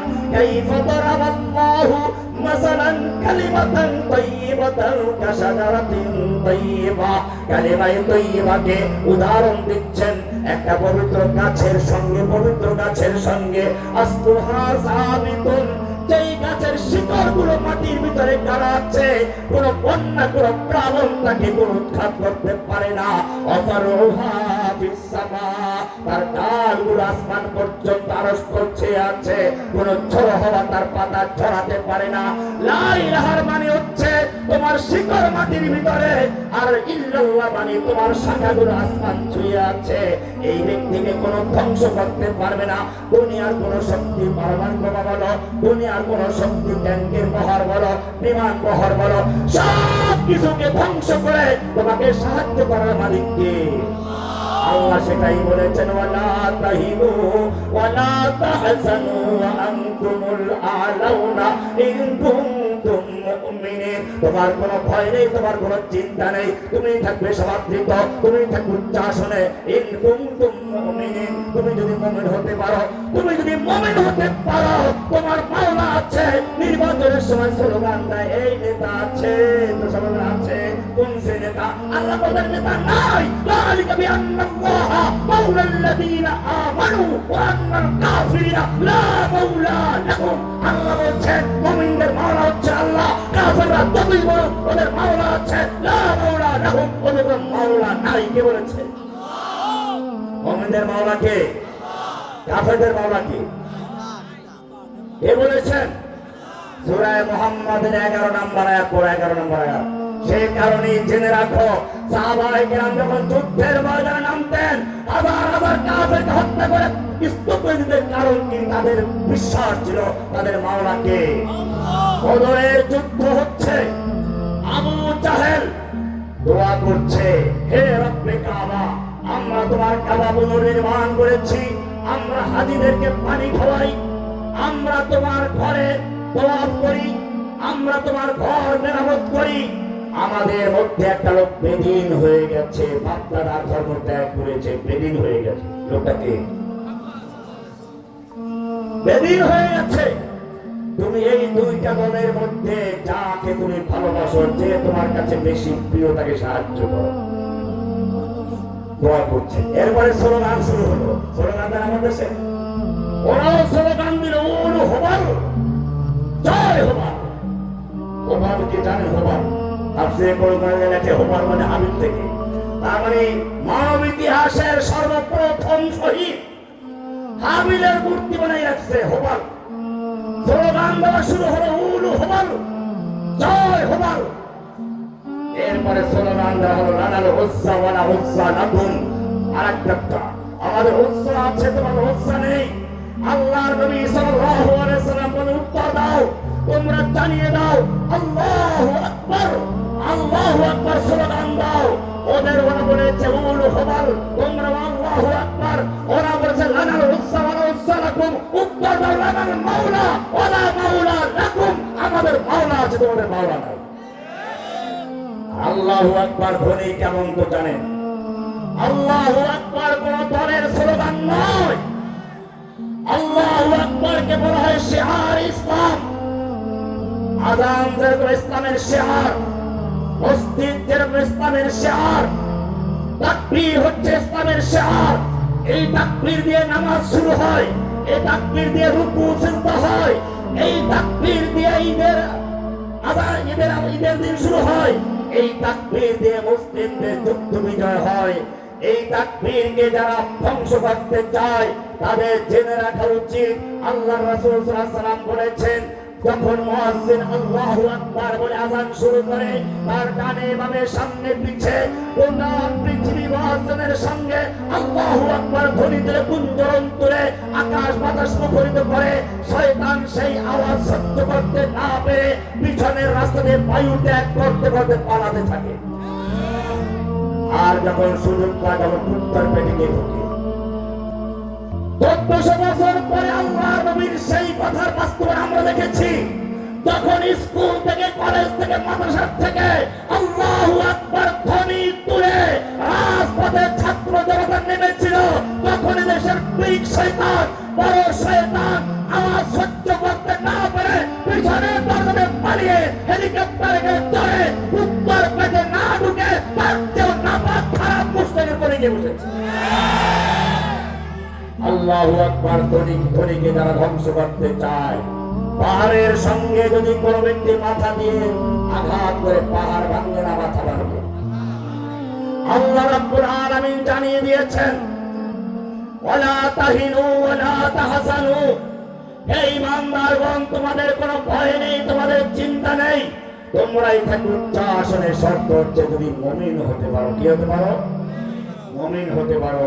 তোমাদেরকে তো সৃষ্টি করা হয়েছে খেলাফতের জন্য।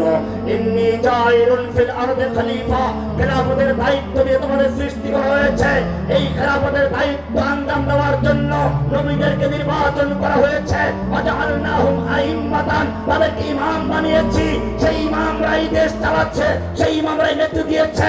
আল্লাহ রাসূল বলেছেন, কানাত বনি ইসরাঈল তাসুসুহুমুল আমরিয়া, বনি ইসরাঈলের রাজনৈতিক তাসুসুহুম মিনাস সিয়াসা, রাজনৈতিক এবং ধর্মীয় নেতৃত্ব দিয়েছেন নবীগণ। কুল্লামা হালাকা নবিয়্যুন খালাফাহু আখার, যখনই একজন নবী মারা গেছেন আরেকজন নবী চলে এসেছেন। আল্লাহ নবী বলেছেন, ওয়ানা খাতামুন নবিয়্যিন লা নবিয়্যা বাদি, আমি সর্বশেষ নবী, আমার পরে নবী আসবে না। এই নবী না আসার পরে দায়িত্ব আঞ্জাম দিবে কারা? ও যুবক, আল্লাহ তোমাদেরকে দায়িত্ব দিয়েছেন, যুগে যুগে তোমাদের কি দায়িত্ব পালন করতে হবে। এজন্য আল্লাহ সুবহানাহু ওয়া তাআলা তোমাদের উদ্দেশ্য করে কোরআনের বহু আয়াত নাযিল করেছেন। কোরআন বলছে ইনফিরু খিফাফা ওয়া সিকালা আমা লাকুম লা তুকাতিলুনা ফি সাবিলিল্লাহ। আল্লাহর নবীদেরকে আল্লাহ রাব্বুল আলামিন প্রথম নবী আদমকে মানুষের সবকিছু শিক্ষা দিয়ে তারপরে সৃষ্টি করেছেন। আদমকে সবকিছু শিক্ষা দিয়েছিলেন কেন জানো? ফেরেশতাদেরকে শিখান নাই, আদমকে শিখালেন। কি উদ্দেশ্য ছিল? আদম হচ্ছেন খলিফা, তাকে জানতে হবে লোহা কোন কাজে লাগে, মলম কোন কাজে লাগে। দুনিয়ার ক্যান্সার চিকিৎসা করতে হলে ওই মলম আর অ্যান্টিবায়োটিক কাজ হবে না। আমি এটা এইভাবে বলি, একজন লোক একটা ফোসকা পড়েছে, ফোসকা, এই ফোসকার চিকিৎসার জন্য ডাক্তারের কাছে গেল।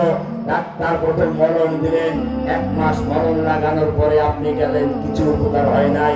ডাক্তার অ্যান্টিবায়োটিক দিল, অ্যান্টিবায়োটিকেও কাজ হচ্ছে না। 3 মাস পরে আবার গেলেন। এবারে ডাক্তার ওইখানে একটু চামড়া কেটে ল্যাবে পরীক্ষা করে জানিয়ে দিলেন ক্যান্সার হয়েছে। এই অঙ্গ কেটে ফেলতে হবে, এটা রাখা যাবে না। রাখলে পরে ক্যান্সার গোটা দেহের ভিতরে ছড়াবে। বাড়ি যাও, টাকা নিয়ে আসো। গরু বিক্রি করলো, জমি বিক্রি করলো, 5 লাখ টাকা এনে ডাক্তারকে দিল। কেন দিল? যেন ভালো করে কাটতে পারে। ডাক্তার তার অপারেশন রুমে নিয়ে লোকটার সেই অঙ্গটা কেটে বিচ্ছিন্ন করে ফেললো। আজ পর্যন্ত কোন বিবেকবান প্রশ্ন করে নাই। ডাক্তার তার অপারেশন রুমের ভিতরে একটা জীবিত লোকের অঙ্গহানি ঘটাচ্ছে কেন? কেন একটা অঙ্গ বিচ্ছিন্ন করেছে? কারণ সবাই জানে এই দেহের এই অংশটা ক্যান্সার আক্রান্ত হয়ে গেছে, এটা অপারেশন করতে হবে, না করলে পরে গোটা দেহ ছড়িয়ে যাবে। ও মুসলমান, এবারে ভালো করে বুঝো, যারা জিহাদের নাম শুনে মাথা কুঁচকাও। কোরআন বলছে, আল্লাহর নবীকে বলেছেন, ওমা রামাইতা ইয রামাম তাকতুলুহুম ওয়ালাকিন্নাল্লাহ কাতালাহুম। আপনি বদরের যুদ্ধে 70টা কাফের নিহত হয়েছে, আপনি হত্যা করেন নাই। ওয়ালাকিন্নাল্লাহ কাতালাহুম, আল্লাহ নিজে কতল করেছে। কোরআনে আল্লাহর নবীকে বলছে, ফাকাতিল ফি সাবিলিল্লাহ, আল্লাহর রাস্তায় কিতাল করুন, যুদ্ধ করুন। লা তুকাল্লাফু ইল্লা নাফসাকা ওয়া হাররিল মুমিনিন। যদি একজন লোক না থাকে, আপনি আপনার মতো কাজ চালিয়ে যান। আল্লাহর নবীকে আল্লাহ বলেছেন, জাহিদুল কুফার ওয়াল মুনাফিকিনা ওয়াগলুজ আলাইহিম। ও যুবক, ভালো করে শুনে রেখো, কিতাল করতে গেলে লোহার দরকার। কিসের দরকার? আল্লাহ রাব্বুল আলামিন সেজন্য আদম আলাইহিস সালামকে সব কিছুর ব্যবহার শিখিয়ে দিলেন। দাউদ আলাইহিস সালামকে আল্লাহ বলছেন, ওয়া আলান্না লাহুল হাদিদ, আমি দাউদের জন্য লোহাকে নরম করেছি। কেন নরম করে দিয়েছি? কাটা চামচ তৈরি করে তারপরে মুরগি খাইবা সেজন্য নাকি? আর চামচ দিয়ে দই খাওয়ার জন্য নাকি? তাহলে কিসের জন্য? কোরআনকে জিজ্ঞেস করো। কোরআন তোমাকে স্পষ্ট বলবে, ওয়া আলান্না লাহুল হাদিদ, আমি দাউদের জন্য লোহাকে নরম করে দিয়েছি। আনে আমাল সাবিগাতিন, সাবিগাত পূর্ণ দৈর্ঘ্য লোহার পর্ব তৈরি করার জন্য। সাবিগাত গোটা দেহকে ঢেকে রাখে, এমন লৌহ পর্ব তৈরি করার জন্য আমি দাউদের জন্য লোহা নরম করে দিয়েছি। অপদ্দের ফিসারবে, যুদ্ধ করার সময় যাতে খুলে না যায়, কদম দিয়ে তৈরি করো, লোহার বুতাম লাগাও, মাত্রা পরিমাণ মতো দাও, যুদ্ধ করতে কষ্ট হয়। আল্লাহ পরিষ্কার জানিয়ে দিলেন, এই লৌহ পর্ব তৈরি করার জন্য, যুদ্ধের অস্ত্র তৈরি করার জন্য আমি লোহা নরম করে দিয়েছিলাম, অন্য কোনো কারণে নয়। তুমি যেই নবীর উম্মত দাবি করছো, সেই নবী নিজে লোহার পর্ব করেছেন। কিতাবুল মাগাজি বুখারী খুলো, ওদের যুদ্ধ পর্ব বের করো। আল্লাহর নবী ওদের যুদ্ধে দুইটা লোহার পর্ব করে যুদ্ধের ময়দান নেমেছে। মাথায় লোহার হেলমেট পরা আছে। দুশমন দেখলো তীর মারলে কাজ হবে না, বর্ষা মারলে কাজ হবে না, যেন তারা তলোয়ার দিয়ে আঘাত করলে কাজ হবে না, একটা শক্ত লোহার তলোয়ার নিয়ে আসলো। আল্লাহ নবীর মাথায় চড়ে আঘাত করলো, লোহার টুপি হেলমেট ভেঙে গিয়ে আল্লাহ নবীর বাড়ি দিয়ে ডাল দিয়ে ঢুকে মারিতে আঘাত করলো। দুটো দাঁত পড়ে গেছে, লোহাটা ভিতরে রয়ে গেছে। এই যুদ্ধ শেষ করার পরে একজন সাহাবী সেই লোহা বের করার জন্য দাঁত দিয়ে কামড় দিলেন, তার দুটো দাঁত পড়ে গেল, লোহা বেরিয়ে আসলো। আল্লাহর নবীর দাম্মান শহীদ হয়ে গেল, মুখটা রক্তে রঞ্জিত হয়ে গেল। আর তুমি সবে বরাতে এসে হালুয়া রুটি খাও আর আশেকে নবী দাবি করো তাইদের নবী। ইন্ডিয়াতে আমি একবার এক খপ্পরে পড়েছিলাম। ইন্ডিয়াতে এই হালুয়া সবে বরাত সামনে হালুয়া রুটি 3টা কাজ বড় আকারে করে। সবে বরাত আসতে শুরু হয়, কয় রাকাত নামাজ পড়বো? আলফিয়া নামাজ। এক এক রাকাতে 10 বার করে সূরা ইখলাস পড়বেন। এইরকম 50 রাকাত নামাজ পড়লে 100 রাকাত নামাজ পড়লে 1000 বার ইখলাস পড়া হবে। নাম দিল আলফিয়া। কি নাম দিল? সালাতুল আলফিয়া। আবার আরেক গ্রুপ আসলো, সালাতুত তাসবিহ জামাতে পড়া শুরু হয়েছে, বাংলাদেশেও চালু হয়ে গেছে। সবে বরাতের ব্যাপারে আমি পরিষ্কার বলি, একদিকে বাড়াবাড়ি আছে, আরেকদিকে ছাড়াছাড়ি আছে। কিছু লোক আছে সবে বরাতের নাম শুনলে মনে হয় একেবারে মাথা খারাপ হয়ে যায়, এটা ভিত্তিহীন কোনো কিছুই নাই। আবার কিছু লোক আছে মাশাআল্লাহ আমাদের বেদাতীরা, বেদাতীদের 3টা লক্ষণ।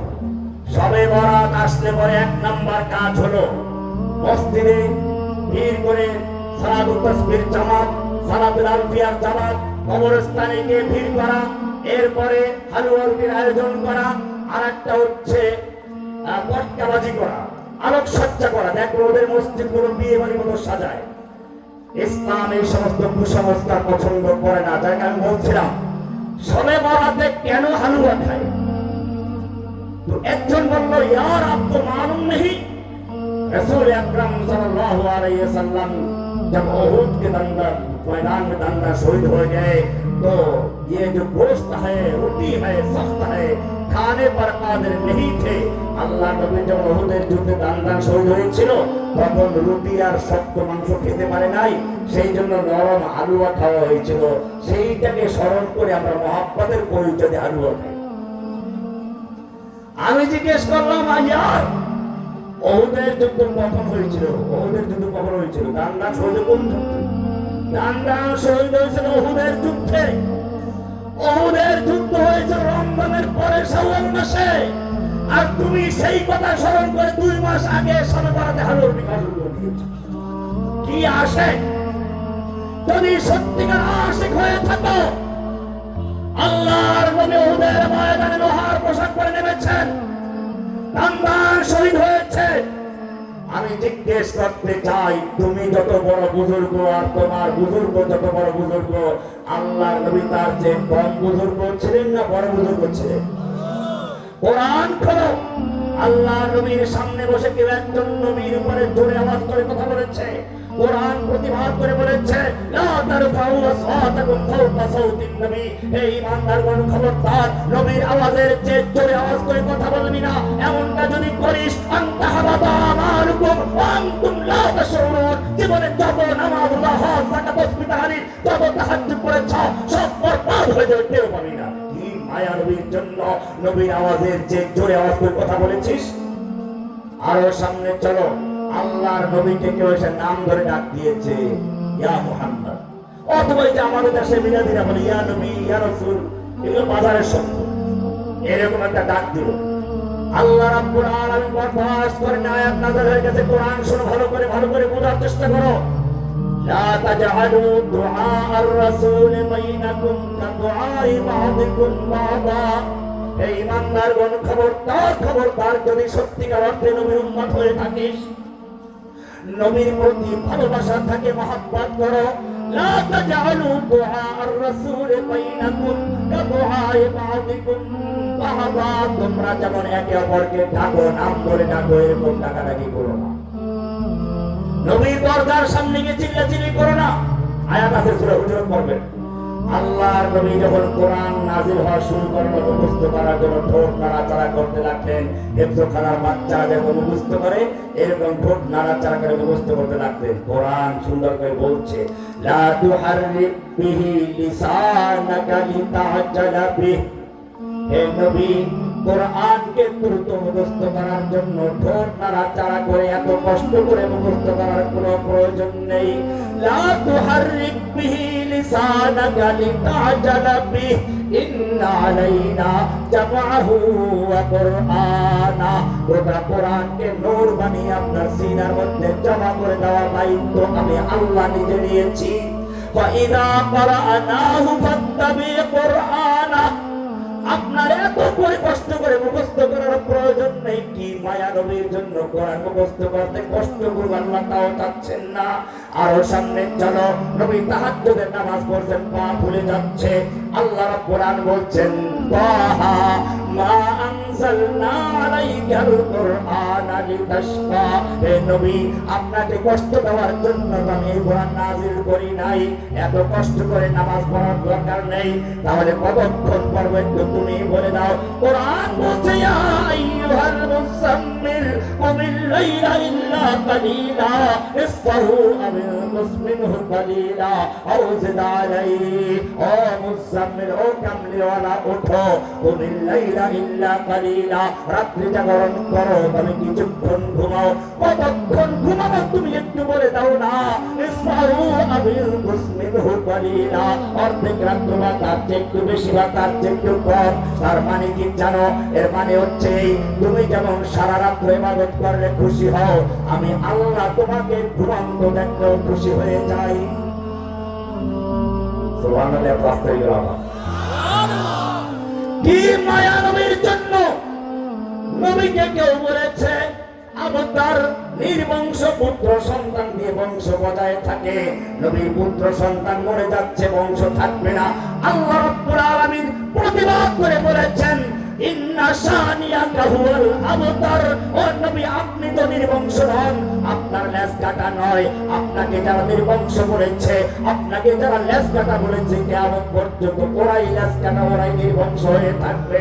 আরো সামনে চলো, ওরা বলছে নবীর পুত্র সন্তান নাই, বংশ বিস্তার হবে না, নাম নেওয়ার কেউ থাকবে না। আল্লাহ বলছেন ওয়ারাফা'না লাকা যিকরাক, হে নবী আপনার মর্যাদা, আপনার আলোচনা আমি কিয়ামত পর্যন্ত সর্বোচ্চ মাকাম দান করে উঁচু করে দিয়েছি, আপনার আলোচনা উঁচু করে দিয়েছি। ও মুসলমান, আরো সামনে চলো। আল্লাহর নবীর চাচা আবু তালেব মরে গেলেন, আল্লাহর নবীর স্ত্রী খাদিজা মরে গেলেন, নবী কষ্ট পেয়েছেন, আলোচনা করার কেউ নেই। আল্লাহ রাব্বুল আলামিন জিবরাইলকে বলেন যাও জিবরাইল, আমার নবীকে আমার কাছে ডেকে নিয়ে আসো, আমি নিজে তার সঙ্গে কথা বলবো। সুবহানাল্লাযী আসরা বিআবদিহি লাইলাম মিনাল মাসজিদিল হারাম ইলাল মাসজিদিল আকসা। আরো সামনে চলো, কি আলোচনা। সুম্মা দানা ফাতাদাল্লা ফাকানা কাবা কাউসাইনি আও আদনা ফাআওহা ইলা আবদিহি মা আওহা। নবী গেছেন মদিনাতে, মক্কার দিকে মনটা রয়ে গেছে, বারবার আসমান দিকে তাকাচ্ছেন, কিবলা পরিবর্তন হওয়ার হুকুমটা আসে কিনা। ইচ্ছে হচ্ছে খানায়ে কাবা, ইব্রাহিমের নির্মাণ করা কাবার দিকে ফিরে নামাজ পড়তে মনটা চায়। আল্লাহর হুকুমটা এখনো হয় নাই। নবী বারবার আকাশের দিকে তাকাচ্ছেন। আল্লাহ তাআলা বলছেন কদ নারা তাকাল্লুবা ওয়াজহিকা ফিস সামাই ফালানুওয়াল্লিয়ান্নাকা কিবলাতান তারদাহা। হে নবী আপনি বারবার আসমান দিকে তাকাচ্ছেন, বারবার আপনার চেহারাটা আকাশের দিকে ওলটপালট খাচ্ছে, তাকাচ্ছেন। আমি তো লক্ষ্য করেছি, আমি দেখে ফেলেছি। আপনি আপনার ইচ্ছে মতো কিবলার দিকে ঘুরে যান। কি সুন্দর করে নবী যা চাচ্ছেন তা দিয়েছেন। আল্লাহ বলেন ওয়ালা সাউফা ইউতিকা রাব্বুকা ফাতারদা। এবারে তোমাকে আমি জিজ্ঞেস করতে চাই, এই নবীকে যখন উহুদের ময়দানে তলোয়ার দিয়ে আঘাত করা হচ্ছিল, আল্লাহ দেখতে পাচ্ছিলেন কিনা? এই নবীকে যখন তায়েফের ময়দানে পাথর মারা হচ্ছিল, আল্লাহ দেখতে পাচ্ছিলেন কিনা? আল্লাহর ফিরাবার ক্ষমতা ছিল কিনা? ফিরাইছিলেন কিনা? ফিরান নাই। কেন? মহব্বত হয়ে গেছিল। কোরআন স্পষ্ট করে দিয়েছে ওয়াদুহা ওয়াল লাইলি ইযা সাজা মা ওয়াদ্দাআকা রাব্বুকা মা ক্বালা। হে নবী আপনাকে আপনার রব ছেড়েও দেন নাই, আপনার উপর অসন্তুষ্ট হন নাই, বলে তাহলে আমাকে এত মারলো, তুমি কেন ফিরাও নাই? আল্লাহ রাব্বুল আলামিন এবারে আপনাকে আমাকে জানিয়ে দিচ্ছে, উত্তর দিচ্ছেন আম হাসিবতুম আন তাদখুলুল জান্নাহ আম হাসিবতুম আন তাদখুলুল জান্নাতা ওয়া লাম্মা ইয়াতিকুম মাসালুল লাযীনা খালাউ মিন ক্বাবলিকুম মাসাতহুমুল বাসাউ ওয়াদ-দাররাউ ওয়া যুলজিলু হাত্তা ইয়াকুলার রাসূলু ওয়াল লাযীনা আমানু মা'হু মাতা নাসরুল্লাহ। আম হাসিবতুম, ও ও যুবক, তুমি কি মনে করেছো আনতা দুখুলুল জান্নাতা, জান্নাতে এমনি ঢুকে যাইবা, আরামে ঢুকে যাইবা? ওয়ালাম্মা ইয়াতিকুম মাসালুল লাযিনা খালাউ মিন ক্বাবলিকুম, অথচ তোমাদের উপরে এখনো আসে নাই ওই সমস্ত বিপদ আপদ মুসিবত যা এসেছিল তোমাদের আগের লোকদের প্রতি। মাসাতুহুমুল বাসাউ ওয়াদ-দাররাউ ওয়া যুলজিলু, ক্ষুধার জ্বালা সহ্য করতে না পেরে পেটে পাথর বাঁধতে হয়েছে। সাহাবীরা বলেছে, ইয়া রাসূলুল্লাহ, ক্ষুধার তাড়ায় তো মরে যাচ্ছি। নবীও পেটটা খুলে দেখাচ্ছেন, আমিও তো পাথর বেঁধেছি। মাসাতুহুমুল বাসাউ ওয়াদ-দাররাউ ওয়া যুলজিলু, চতুর্দিক থেকে দুশমন এসে আক্রমণ করেছে, গোটা মদিনাকে তছনছ করে দিবে এমন এক কঠিন অবস্থা চলে আসছে। নবী পর্যন্ত এখন আল্লাহর কাছে ফরিয়াদ করুন, মাতা নাসরুল্লাহ। ও মুসলমান, জেনে রাখো, যখন এরকম কঠিন অবস্থা সামনে এসে যায়, চূড়ান্ত পরীক্ষা দিয়ে যখন ময়দানে নামতে পারবে, আল্লাহ বলছেন, আলা ইন্না নাসরাল্লাহি কারীব, এখন তোমাদের জন্য আল্লাহ সাহায্য কাছে এসে গেছে। তুমি যখন তোমার সর্বশক্তি ব্যয় করে মাঠে নামবে, তোমার শক্তি যখন শেষ হয়ে যাবে, আমি আল্লাহ সেখান থেকে তোমাকে সাহায্য করব। আলা ইন্না নাসরাল্লাহি কারীব। ওই যে ইউসুফ আলাইহিস সালামকে দেখো, জুলাইখা দরজা বন্ধ করেছে, তিনি ওখানে বসে বসে দোয়া করেন নাই, দৌড় দিয়ে চলে গেছেন। জুলাইখা মনে মনে ভাবলো, দৌড় দিয়ে যাও, দরজার সঙ্গে আঘাত করে নাকটা ভেস্তে যাবে, ভেঙে যাবে। ইউসুফ আলাইহিস সালাম আল্লাহর নবী চিন্তা করলেন না, ওই দরজা পর্যন্ত যাওয়ার ক্ষমতা আমার আছে। যখন ইউসুফ আলাইহিস সালাম দরজা পর্যন্ত গেলেন, আল্লাহ রাব্বুল আলামিন জানিয়ে দেন, ইউসুফ, এই দরজা পর্যন্ত আসার ক্ষমতা তোর, বাকিটা দরজা খোলার দায়িত্ব কার? ইব্রাহিম আলাইহিস সালাম আগুনের সামনে দাঁড়িয়ে আছেন, আগুনে নিক্ষেপ করা হচ্ছে। জিবরাইল ফেরেশতা এসে বলছে, ও ইব্রাহিম, একটু হুকুম করো, একটু হুকুম করো, আমি আঘাত করে পাহাড় জমিটা উল্টিয়ে দেই। ইব্রাহিম আলাইহিস সালাম জিজ্ঞেস করেন, ভাই জিবরাইল, নিজের পক্ষ থেকে এসেছো না আল্লাহ পাঠিয়েছেন? ইব্রাহিম আলাইহিস সালাম জিজ্ঞেস করলেন, নিজের পক্ষ থেকে এসেছো না আল্লাহ পাঠিয়েছেন? বললেন, না, আল্লাহর অনুমতি আছে, তবে পাঠান নাই, আমরা এসেছি। ইব্রাহিম আলাইহিস সালাম পরিষ্কার জানিয়ে দিলেন, শোনো জিবরাইল, তাড়াতাড়ি সরো এখান থেকে, আমি তো কোনো ভায়া মাধ্যমে দাওয়াত দেই নাই, আমি তো দাওয়াত দিয়েছিলাম, ইন্নী ওয়াজ্জাহাতু ওয়াজহিয়া লিল্লাযী ফাতারাস সামাওয়াতি ওয়াল আরদা হানিফা ওয়া মা আনা মিনাল মুশরিকিন, আমি তো সব শিরক বাদ দিয়ে, ইন্নী ওয়াজ্জাহাতু ওয়াজহিয়া লিল্লাযী ফাতারাস সামাওয়াতি ওয়াল আরদা হানিফান। হানিফ মানে কি? হানিফ মানে হচ্ছে মাইলান আন জামিইল বুতলানি ইলাল হক, সব বাতিলকে বর্জন করে, কুফর করে এক আল্লাহকে গ্রহণ করার দাওয়াত দিয়েছি। যাও জিবরাইল, ভাগো, তোমার সাহায্য দরকার নেই, আগুন নিক্ষেপ হয়ে গেছে। আল্লাহ রাব্বুল আলামিন জানিয়ে দিলেন, ও ইব্রাহিম, তুমি যেই রকম ভাবে কোন ভায়া মাধ্যমে দাওয়াত দাও নাই, তুমি সরাসরি আমার দাওয়াত দিয়েছো, আমিও এখন আর জিবরাইলকে বলবো না পাখা দিয়ে আঘাত করো, মিকাইলকে বলবো না বৃষ্টি দিয়ে ভিজিয়ে দাও, ইসরাফিলকে বলবো না সিংহে ফুঁক দিয়ে উড়িয়ে দাও।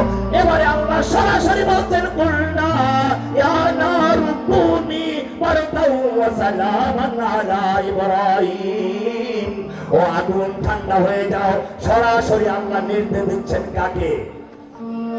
ও মুসলিম, তুমিও যদি সত্যিকার অর্থে সেই ইব্রাহিমের মতো তাওহীদের ঈমান নিয়ে সমস্ত তাগুতকে বর্জন করে ঈমান বিল্লাহ করে যদি দুই হাত ধরতে পারো, লা ইলাহা ইল্লাল্লাহ, সমস্ত তাগুত বর্জন করো, সমাজের তাগুত, রাষ্ট্রের তাগুত, ব্যাংকের তাগুত, আদালতের তাগুত, মন্দিরের তাগুত, মসজিদের তাগুত, আর ভণ্ডপীরের খানকার তাগুত, সব তাগুতকে বর্জন করে যদি আল্লাহকে ধারণ করতে পারো, আল্লাহ রাব্বুল আলামিন তোমাকে সাহায্য করার জন্য আগের মতোই আছেন। লা দিত্তা ওয়ালা হাত্তা লিমাওলা আল-আনা কামা কানা ওয়া লাম ইয়ালকা যাওয়ালা ফারদুন সামাদুন আন সিফাতিল খালকি বারিয়ুন রাব্বুন আযালিয়ুন খালাকাল খালকা কামালা ইনশিতা মিনাল খাউফি আমানা ওয়া সালামা ফা'বুদুহু ইয়াকিনান বিগুদুবি ওয়া আসালা ইনশিতা মিনান নারি নাজাতান ওয়া ফালাহা আমিন বিরাসূলিন তাজিদুল কুরবা কামালা আমিন বিরাসূলিন তাজিদুল কুরবা কামালা। ও যুবক सबक पढ़ फिर सदाकत का, अदालत का, शजाअत का, ले जाएगा काम तुझसे दुनिया की इमारत का। फिर तुझे पार करनी है जहां की राहबरी, उस खुदा के नाम लेकर फिर आलम बरदार बन। आखिर दावाना अल्हम्दुलिल्लाह।